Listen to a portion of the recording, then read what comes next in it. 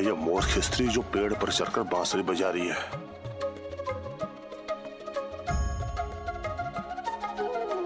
Hello कपाली।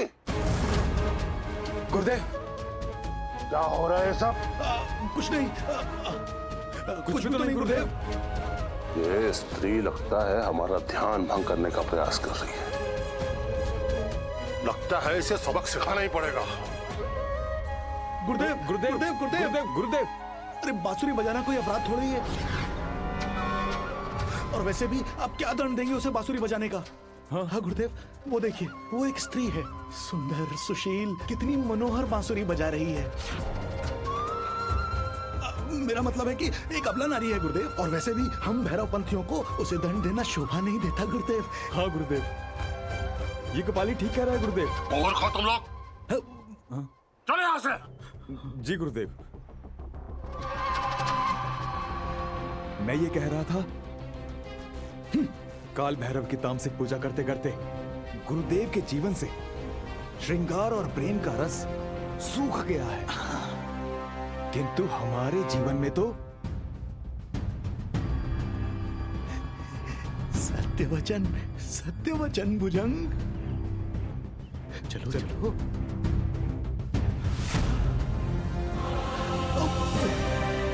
भैरवपंथियों, अब हम तुम में से उस चरित्रहीन पापी को संसार के सामने लाएंगे जो देवी प्रभावती के साथ हुए अन्याय का दोषी है।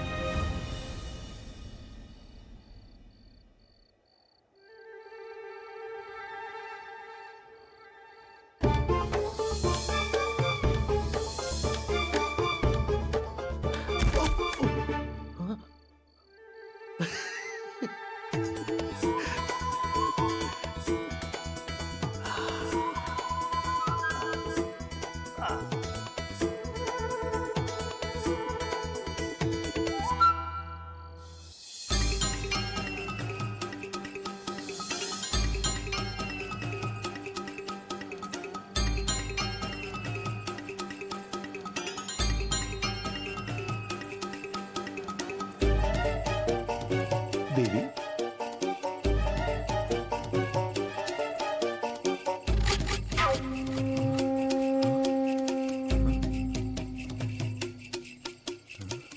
सुंदरी,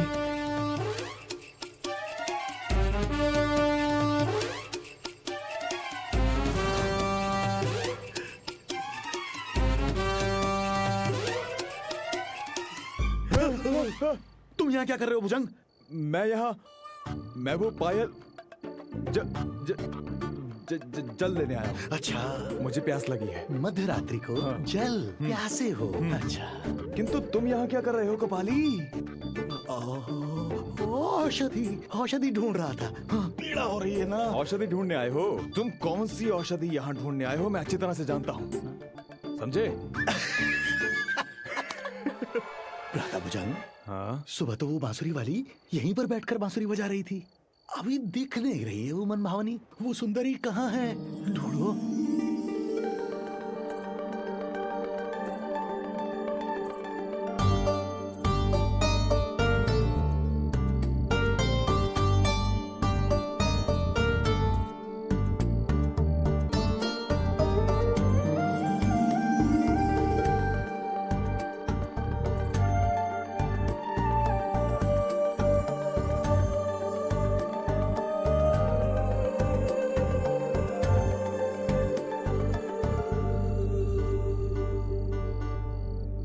ब्रह्मचारी, थोड़ा जल मिलेगा?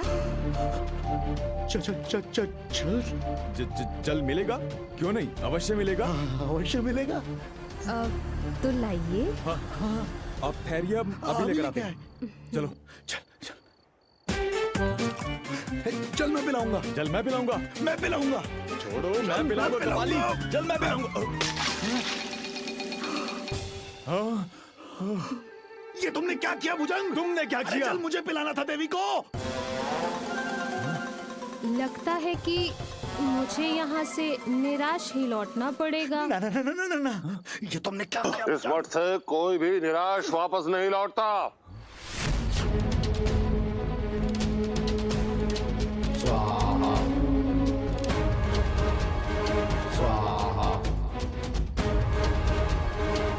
ये दंतेश्वर का मठ है।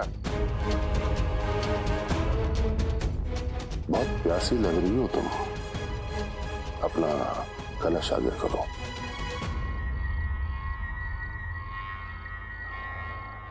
ओम काल भैरवाय नमः।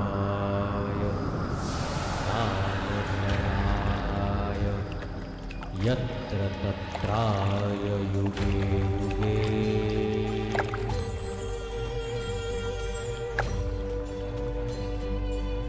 अभी जल पी लो।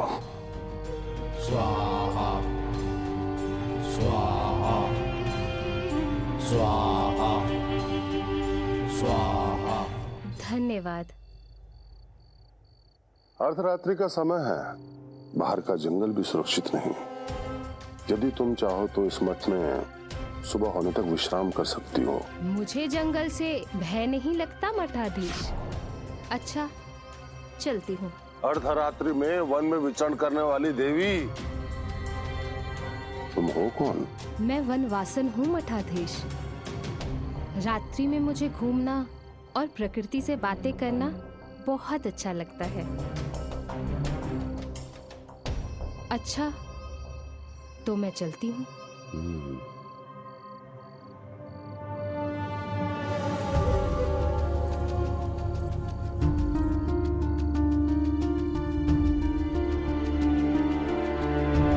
अधर्मियों, शीघ्र ही हम तुम सबके भेद खोल देंगे।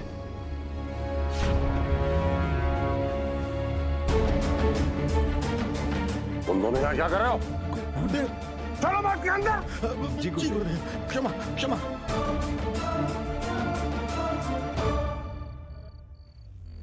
इस स्त्री का अचानक यहाँ आना, मुझे सचेत रहना होगा, अन्यथा एक भूल इस मठ की मर्यादा को समाप्त कर सकती है।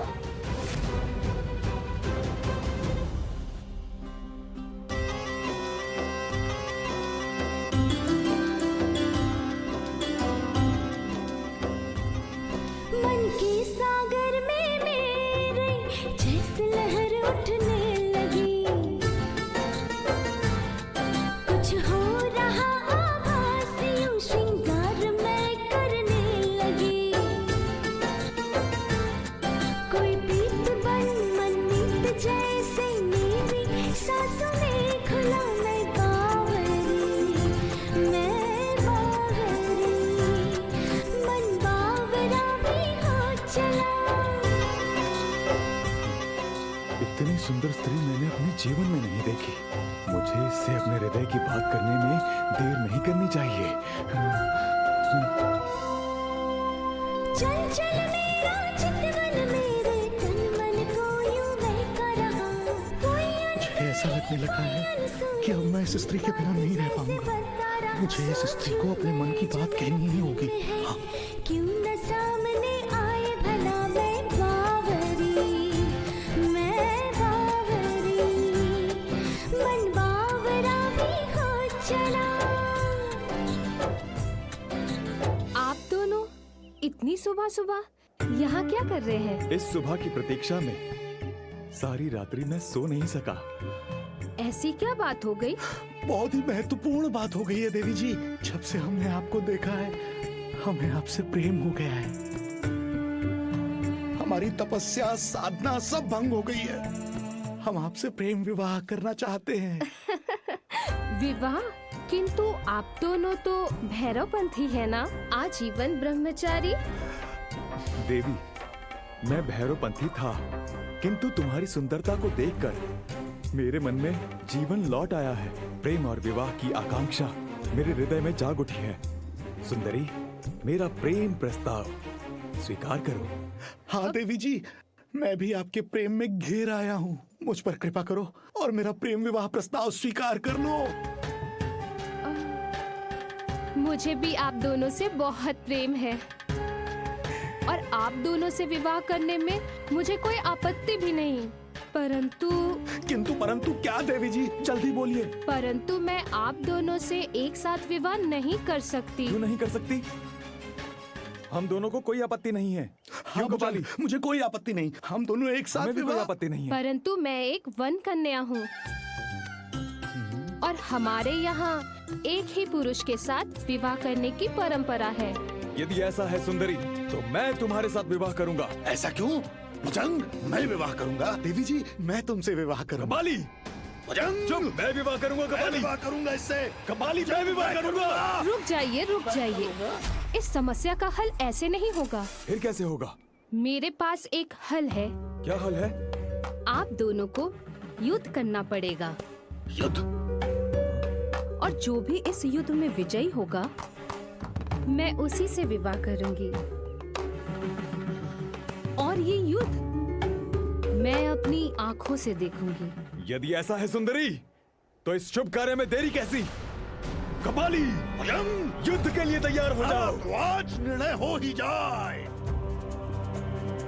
अब आए हो तुम दोनों उस मार्ग पर जिस पर हम तुम्हें ले जाना चाहते हैं। धर्म के रक्षकों, अब तुम्हारा अधर्म लोगों के सामने आने वाला है। युद्ध आरंभ किया जाए। जो आज्ञा देवी। वाह! हो!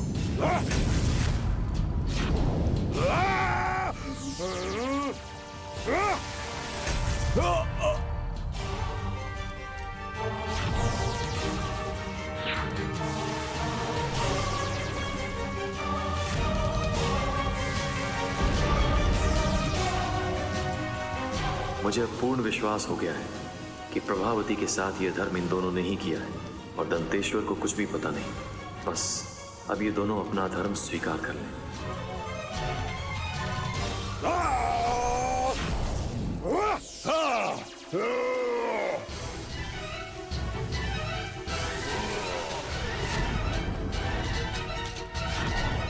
ये कैसे आप बालकों की तरह युद्ध कर रहे हैं? इस तरह तो युद्ध का निष्कर्ष नहीं हो पाएगा। मुझे वीर पुरुष पसंद है। तनिक वीरता दिखाइए। अवश्य देवी। कपाली, उस दिन मैंने उस स्त्री के लिए तेरे साथ समझौता कर लिया था, किंतु आज मैं कदापि समझौता नहीं करूंगा। भुजंग, दूर! तू बीच में आया था, तू! वो स्त्री मेरी पसंद थी, मेरी, कपाली की। किंतु आज मैं फिर से समझौता नहीं करूंगा। ये सुंदर स्त्री केवल मेरी होगी, मेरी। इसे मैं अपना बनाऊंगा। कपाली, जो तू जीवित रहेगा तब न स्त्री को अपना बनाएगा। जान पड़ता है प्रभावती ही वो स्त्री थी। अब ये सच स्वीकार करने ही वाले हैं।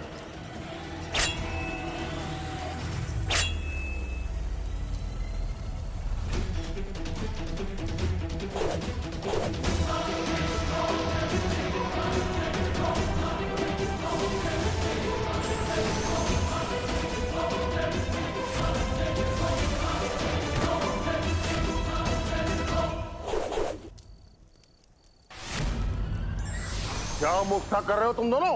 गुरुदेव, ये मूर्खता नहीं, प्रतियोगिता है। कैसी प्रतियोगिता? हाँ गुरुदेव, इस सुंदरी से विवाह करने की प्रतियोगिता। हाँ गुरुदेव, इस सुंदरी को पाने के लिए ये युद्ध चल रहा है। हम में से जो भी ये युद्ध जीतेगा, उस सुंदरी का पति बनेगा। विवाह, सुंदरी, पत्नी प्रतियोगिता? अरे पागल हो गए क्या तुम लोग? होश में आओ।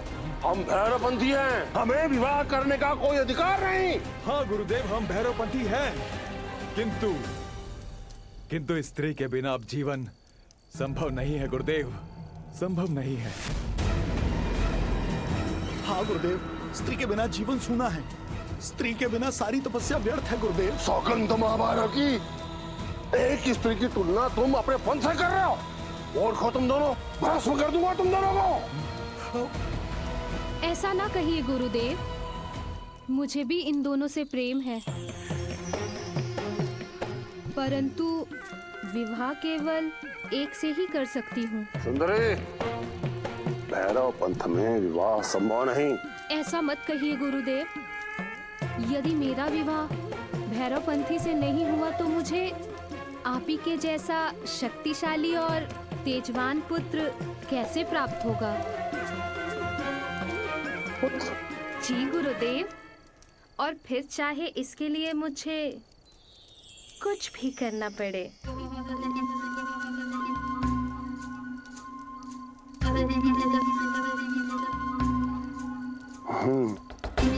सुंदरी, इस मठ से कोई भी खाली हाथ नहीं लौटा सुंदरी, और तुम भी नहीं लौटोगे। अब मतलब आप मेरा विवाह भुजंग या कपाली में से किसी एक के साथ कर देंगे? सुंदरी, पुत्र प्राप्त करने के लिए विवाह करने की कोई आवश्यकता नहीं।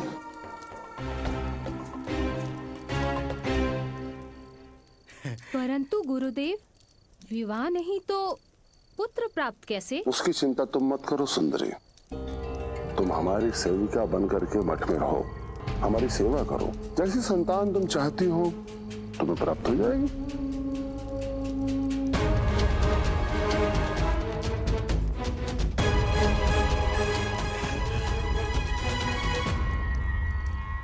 परंतु गुरुदेव, विवाह के बिना पुत्र प्राप्त करना पाप नहीं? पाप पुण्य हम निर्धारित करते हैं, उसकी चिंता तुम मत करो सुंदरी।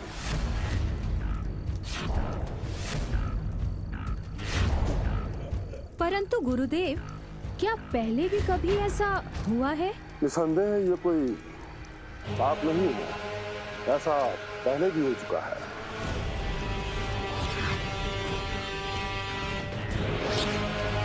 हमारे मठ में पहले भी एक सेविका थी जिसका हम तीनों से एक पुत्र है। क्या तीनों से पुत्र? हाँ सुंदरी, हम तीनों का पुत्र।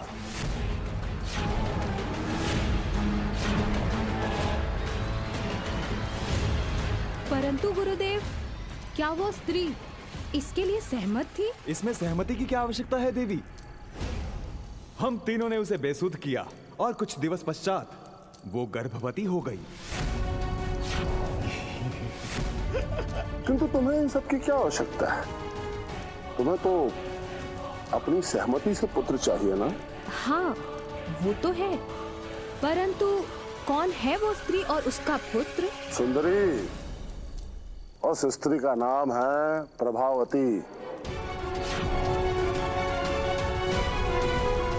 और उस पुत्र का नाम है देवव्रत।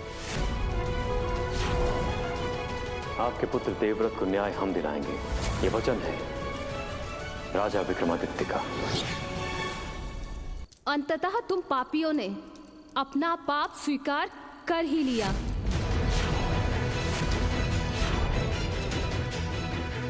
जय महाकाल।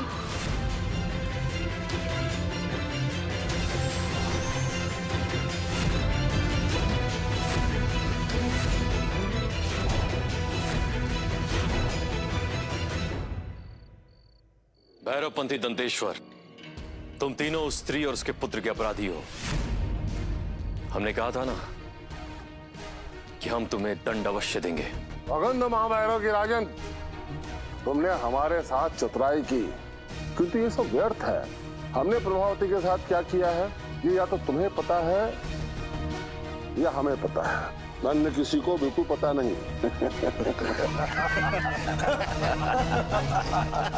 क्या करोगे राजन? सबको बताओगे? यहाँ का मठाधीश मैं हूं, सब मेरी बात पे विश्वास करते हैं, तुम पर नहीं। कुछ सिद्ध नहीं कर पाओगे राजन। तुम जीत तो गए हो, किंतु स्वयं के लिए, इस संसार के लिए तुम पराजित हो। हाँ राजन, पर एक स्त्री के रूप में अब भी तुम्हारा स्वागत है हमारे इस मठ में। दंतेश्वर, हम तुम्हारा ये भ्रम भी दूर कर देते हैं।